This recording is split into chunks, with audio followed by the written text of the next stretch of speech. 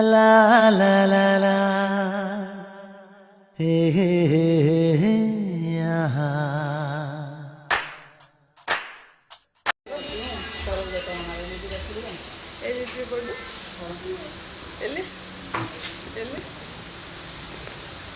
जितना भी हो जाएगा है ना, क्योंकि ये प्राइवेट वाले डॉक्टर ने कहा है कि ಕಟಿಂಗ್ ಮಾಡ್ಸಕ್ಕ ಯಾರಿಗೆ ಹಿಂಗೆ ನೀನು ಒಬ್ಳಿಗೇನಾ hi madam okay thank you ಕಡೆ अब किसको बोले, अगर यहाँ से भी बोले तो फिर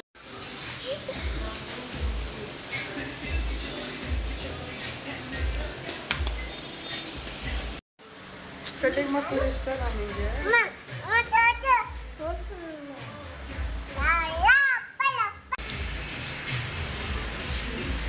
ಆಗಿದ್ಯಾ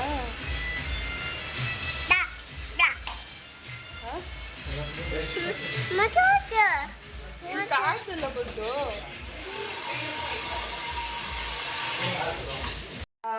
ಹಾಯ್ ಹಲೋ ನಮಸ್ಕಾರ, ಸಿಹಿ ಮನೆಗೆ ಸ್ವಾಗತ. ಭಾನುವಾರದ ಬ್ಲಾಗ್. ಇವತ್ತು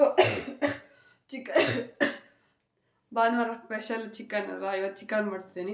ಹಂಗೆ ಒಂದು ಸ್ವಲ್ಪ ನನ್ನ ಮಗಳಿಗೆ ಕಟಿಂಗ್ ಮಾಡಿಸ್ಕೊಂಡು ಬಂದಿದ್ದೆ, ಅದು ಬ್ಲಾಗು ನೋಡಿ. ಚೆನ್ನಾಗಿ ಕಾಣ್ತಾ? ನಮ್ಮ ಮಬ್ಬಿ ಕಟಿಂಗ್ ಮಾಡ್ತಿದ್ದೆ. ಚೆನ್ನಾಗಿತ್ತು. ಬಟ್ ನಿಮಗೆ ಇಷ್ಟ ಆಯ್ತಾ? ಚೆನ್ನಾಗಿದೆಯಾ ಕಟಿಂಗು? ಅಮ್ಮ ನಾನು ಕಟಿಂಗ್ ಮಾಡಿಸ್ಕೊಬತ್ತೀನಿ ಅಂತ. ಈಗ ಒಂದು ಸ್ವಲ್ಪ ರೇಷನ್ನು ಚಿಕನ್ ಎಲ್ಲ ಫ್ರೂಟ್ಸ್ ಎಲ್ಲ ಎತ್ತಿಡೋಣ ಅಂತ. ಬೇಡ ಬೇಡ, ಚಿಕನ್ ಬಂದಿದೆ, ವಾಶ್ ಮಾಡಿ ಎತ್ತಿಡಬೇಕು. ಸ್ವಲ್ಪ ರೇಷನ್ ಖಾಲಿ ಆಗಿತ್ತು, ಸ್ವಲ್ಪ ರೇಷನ್ ತಂದಿದ್ದೆ.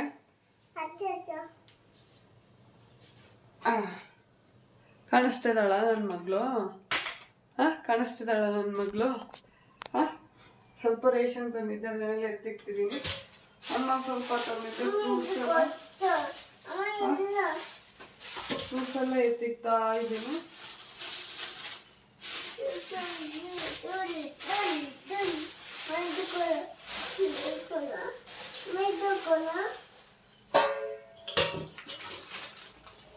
ಎಲ್ಲ ಫ್ರೂಟ್ಸು ಇದು ಏನಿದು?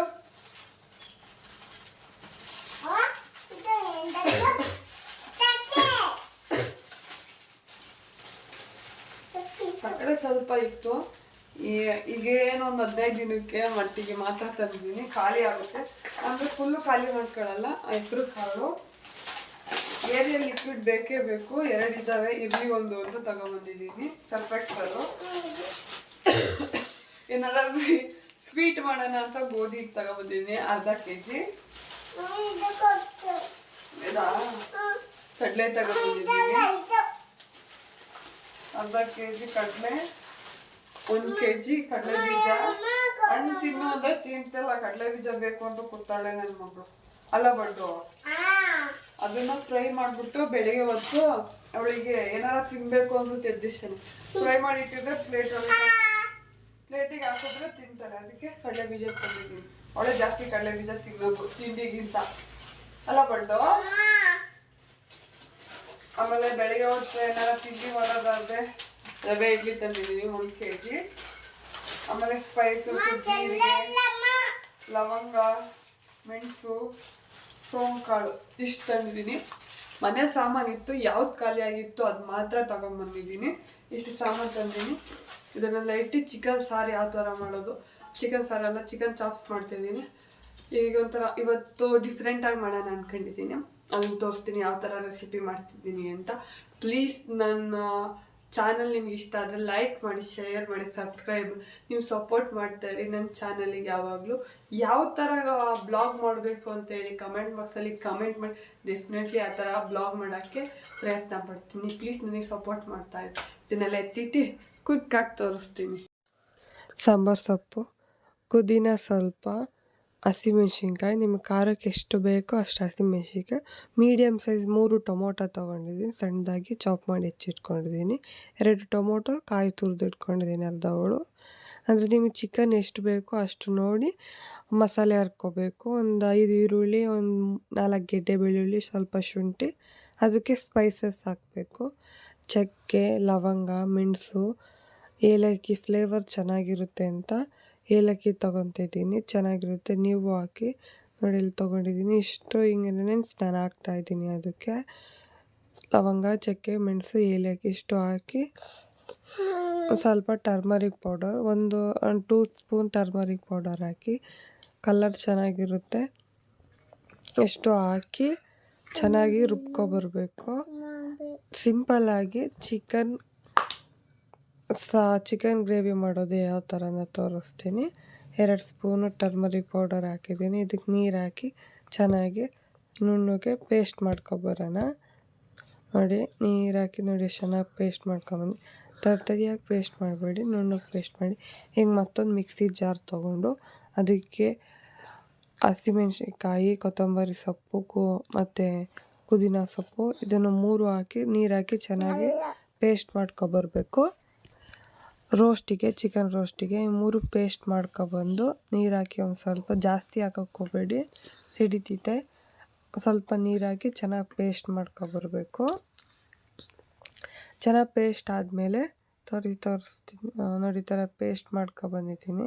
ಇದನ್ನು ನೆಕ್ಸ್ಟ್ ಬೌಲಿಗೆ ಹಾಕಿ ಅದು ಮಸಾಲೆ ಇಲ್ಲಿ ತೆಗ್ದಿಟ್ಕೊಂಬಿಟ್ಟು ಈಗ ಅದಕ್ಕೆ ಕಾಯಿ ಟೊಮಟೊ ರುಬ್ಬಿಟ್ಕೊಂಡಿದ್ವಲ್ಲ ಅದನ್ನೇ ತೊಗೊಂಡು ಅದಕ್ಕೆ ನೀರು ಹಾಕಿ ಒಂದು ಸ್ವಲ್ಪ ಚೆನ್ನಾಗಿ ಅದನ್ನು ಪೇಸ್ಟ್ ಮಾಡ್ಕೊಬರ್ಬೇಕು. ಇದೆಲ್ಲ ಪೇಸ್ಟ್ ಮಾಡ್ಕೊಬಂದಾಯ್ತು. ಈಗ ಚಿಕನ್ನ ವಾಶ್ ಮಾಡಿಟ್ಕೊಳ್ಳೋಣ. ಒಂದು 3 ಸಲ ವಾಶ್ ಮಾಡಿಟ್ಕೊಳ್ಳಿ, ರಕ್ತ ಎಲ್ಲ. ಈಗ ವಾಶ್ ಮಾಡಿ ಇಟ್ಕೊಂಡಿದ್ದೀನಿ. ಇವಾಗ ಗ್ಯಾಸ್ಗೆ ಹಚ್ಚಿ ತಪ್ಪಲಿ ಇಟ್ಟಿದ್ದೀನಿ. ತಪ್ಪಲಿ ಬಿಸಿ ಆದಮೇಲೆ ಒಂದು 3 ಟೇಬಲ್ ಸ್ಪೂನ್ ಎಣ್ಣೆ ಹಾಕಿದ್ದೀನಿ. ಅಂದರೆ ಜಾಸ್ತಿ ಎಣ್ಣೆ ಹಾಕಿದ್ರೆ ನಮ್ಮ ಮನೆಯವರಿಗೆ ಇಷ್ಟ ಆಗೋಲ್ಲ. ಚಿಕನ್ ಎಷ್ಟು ಹಾಕ್ತೀರ ಅದ್ರ ಮೇಲೆ ಬೆಳ್ಳುಳ್ಳಿ ಪೇಸ್ಟ್ ಹಾಕಿದ್ದೀನಿ, ಮನೇಲೇ ಮಾಡಿಟ್ಕೊಂಡಿರೋದು. ಬೆಳ್ಳುಳ್ಳಿ ಪೇಸ್ಟ್ ಹಾಕಿ ಚಿಕನ್ ಹಾಕ್ತಾಯಿದ್ದೀನಿ. ಸ್ವಲ್ಪ ಉಪ್ಪು ಚೆನ್ನಾಗಿ ಮಿಕ್ಸ್ ಮಾಡಬೇಕು. ಚೆನ್ನಾಗಿ ಮಿಕ್ಸ್ ಮಾಡಿ ಒಂದು ಪ್ಲೇಟ್ ಮುಚ್ಚಬೇಕು. ಅಂದರೆ ನೀರೆಲ್ಲ ಬಿಟ್ಕೋಬೇಕಲ್ಲ, ನೀಟಾಗಿ ನೀರೆಲ್ಲ ಬಿಟ್ಕೊಂಡ್ರೆ ಚೆನ್ನಾಗಿ ಕುಕ್ ಆಗುತ್ತೆ ಅಂತ. ಈ ಕಡೆ ಕುಕ್ಕರಿಗೂ ಅಷ್ಟೇ ಹಾಕಿ, ಅಂದರೆ ಓಸಲಿ ತೋರಿಸಿದ್ದೆ ಕೋಳಿ ಸಾರು ಮಾಡೋದು, ಅದಕ್ಕೆ ಸ್ಕಿಪ್ ಮಾಡಿ ಅಷ್ಟು ವಿಡಿಯೋ ಮಾಡಿಲ್ಲ. ಈಗ ನೋಡಿ ಚೆನ್ನಾಗಿ ನೀರು ಬಿಟ್ಟಿದೆ. ಈಗ ಮತ್ತೆ ತಿರುಗಿಸ್ಬೇಕು. ನೀಟಾಗಿ ತಿರುಗಿಸಿ ಒಂದು 4 table spoon chicken powder, 1 spoon turmeric powder, ಸಣ್ಣದಾಗಿ ಹೆಚ್ಚಿಟ್ಕೊಂಡಿದ್ದ ಟೊಮೊಟೊ ಹಾಕಿ ಚೆನ್ನಾಗಿ ಮಿಕ್ಸ್ ಮಾಡಿ ಒಂಚೂರು ಬೇಯಲಿ. ಮಸಾಲೆ ಎಲ್ಲ ಇಟ್ಕೋಬೇಕಲ್ಲ, ಅದಕ್ಕೆ ಪ್ಲೇಟ್ ಮುಚ್ಚಿಬಿಟ್ಟಿದ್ದೀನಿ. ಮತ್ತೆ ತೆಗೆದ್ಮೇಲೆ ಸ್ವಲ್ಪ ಹುಷಾರಿಲ್ಲ, ಕೆಮ್ಮು, ಒಂದು 4 ಟೇಬಲ್ ಸ್ಪೂನು ಸಾಂಬಾರು ಪುಡಿ ಹಾಕಿ ಚೆನ್ನಾಗಿ ತಿರುಗಿಸ್ಬಿಟ್ಟು ನಾವು ರುಬ್ಬಿಟ್ಕೊಂಡಿದ್ವಲ್ಲ ಹಸಿಮೆಣ್ಸಿನ್ಕಾಯಿ, ಸಾಂಬಾರು ಸೊಪ್ಪು ಅದನ್ನು ಹಾಕಿ ನೀಟಾಗಿ ಮಿಕ್ಸ್ ಮಾಡಿ ಒಂದು ಪ್ಲೇಟ್ ಮುಚ್ಚಬೇಕು. ಸೈಡಲ್ಲೆಲ್ಲ ಎಣ್ಣೆ ಬಿಡಬೇಕು. ಆ ಥರ ನೀಟಾಗಿ ಕುಕ್ ಆಗಬೇಕು. ಆ ಥರ ಆದಮೇಲೆ ನೀಟಾಗಿ ಚಿಕನ್ ಚಾಪ್ಸ್ ರೆಡಿಯಾಗಿರುತ್ತೆ. ಇಷ್ಟೇ, ತೆಗ್ದಿಟ್ಟು ಬೆಳಗ್ಗೆ ಇದು ಮಾರ್ನಿಂಗು ಅಂದರೆ 2 ದಿನದ್ದು ಬ್ಲಾಗು ಲಿಂಕ್ ಮಾಡಿ ಹಾಕ್ತಾಯಿದ್ದೀನಿ. ಈಗ ಹೆಸ್ರು ಕಾಳು ಚಟ್ನಿ ಮಾಡೋದು ಯಾವ ಥರ ಅಂತ ತೋರಿಸ್ತೀನಿ. ಹಸಿಮೆಣ್ಸಿನ್ಕಾಯಿ ಚೆನ್ನಾಗಿ ಫ್ರೈ ಮಾಡ್ಕೊಳ್ಳಿ, ಅಂದರೆ ತೀರಾ ಸೀದೋಗಂಗೆ ಫ್ರೈ ಮಾಡಬೇಡಿ. ಒಂದು ಸ್ವಲ್ಪ ಆ ಕಡೆ ಈ ಕಡೆ ಸ್ವಲ್ಪ ಇದು ಮಾಡಿರಬೇಕು. ಒಂದು ಸ್ವಲ್ಪ ಹೆಸ್ರು ಕಾಳು ಚೆನ್ನಾಗಿ ಫ್ರೈ ಮಾಡ್ಕೋಬೇಕು. ಚೆನ್ನಾಗಿ ಫ್ರೈ ಆದಮೇಲೆ ತೆಗ್ದಿಟ್ಕೊಂಡು ಕಾಯಿ ತುರಿದಿಟ್ಕೊಂಡಿದ್ದೆ, ಕಾಯಿನೂ ಹಾಕ್ಕೊತಿದ್ದೀನಿ ಮಿಕ್ಸಿಗೆ. ಹಸಿಮೆಣ್ಸಿನ್ಕಾಯಿ ಫ್ರೈ ಮಾಡಿ ಇಟ್ಕೊಂಡಿರೋದು, ಫ್ರೈ ಮಾಡಿರೋ ಹಸಿಮೆಣ್ಸಿನ್ಕಾಯಿನೂ ಹಾಕ್ಕೊಂಡು ಹೆಸ್ರು ಕಾಳು ಹುರಿದಿಟ್ಕೊಂಡಿದ್ವಲ್ಲ ಅದನ್ನು ಹಾಕಿ, ಅದನ್ನು ಹಾಕಿದ್ಮೇಲೆ ಒಂದು ಸ್ವಲ್ಪ ಈಗ ಹೆಸ್ರು ಕಾಳಲ್ಲಿ ಕಲ್ಲೇನಾರು ಇರುತ್ತೆ, ಮುಂಚೆನೇ ಆಯ್ದೆಲ್ಲ ಇಟ್ಕೊಳ್ಳಿ. ನಾನು ಮುಂಚೆನೇ ಆಯ್ದು ಇಟ್ಕೊಂಡಿದ್ದೆ, ಅದಕ್ಕೆ ಡೈರೆಕ್ಟು ಹೆಸ್ರು ಕಾಳು ಹುರಿದು ಹಾಕ್ಕೊತಿದ್ದೀನಿ. ಸಿಂಪಲ್ಲಾಗಿ ಹೆಸ್ರು ಕಾಳು ಚಟ್ನಿ ಎಷ್ಟು ಚೆನ್ನಾಗಿ ಮಾಡ್ಬೋದು ಗೊತ್ತಾ. ಮನೇಲಿ ತುಂಬ ಇಷ್ಟಪಟ್ಟು ತಿಂತಾರೆ. ಅಂದರೆ ರಾಗಿ ದೋಸೆಗೆ ಕಾಂಬಿನೇಷನ್ ತುಂಬ ಚೆನ್ನಾಗಿರುತ್ತೆ. ನೀವು ಮನೇಲಿ ಒಂದ್ಸಲ ಡೆಫಿನೆಟ್ಲಿ ಟ್ರೈ ಮಾಡಿ, ನಿಮಗೂ ಇಷ್ಟ ಆಗುತ್ತೆ. ನನಗಂತೂ ತುಂಬ ಇಷ್ಟ ಆಯಿತು. ಸ್ವಲ್ಪ ಕರ್ಬೇವಿನ ಸೊಪ್ಪು ಫ್ಲೇವರ್ ಚೆನ್ನಾಗಿರುತ್ತೆ ಅಂತ, ಸ್ವಲ್ಪ ಸಾಂಬಾರು ಸೊಪ್ಪು, ಬೆಳ್ಳುಳ್ಳಿ, ಒಂದು 3 ಎಸಳು ಬೆಳ್ಳುಳ್ಳಿ ಹಾಕಿದ್ದೀನಿ. 1-1.5 ಸ್ಪೂನು ಜೀರಿಗೆ, ಕಡಲೆ, ಹುಣಸೆಹಣ್ಣು ಇಷ್ಟು ಹಾಕಿ ಸ್ವಲ್ಪ ರುಚಿಗೆ ತಕ್ಕಷ್ಟು ಉಪ್ಪು ಇಷ್ಟು ಹಾಕಿ ಸ್ವಲ್ಪ ನೀರು ಹಾಕಿ ಚೆನ್ನಾಗಿ ಪೇಸ್ಟ್ ಮಾಡ್ಕೊಬೇಕು. ಈ ಥರ ಪೇಸ್ಟ್ ಮಾಡಿಟ್ಕೊಂಡಿದ್ದೀನಿ. ಈಗ ರಾಗಿ ದೋಸೆ ಸರಿ ನೋಡಿ, ಈ ಥರ ತಿಕ್ಕಾಗಿ ಕಲಿಸಿದ್ದೀನಿ.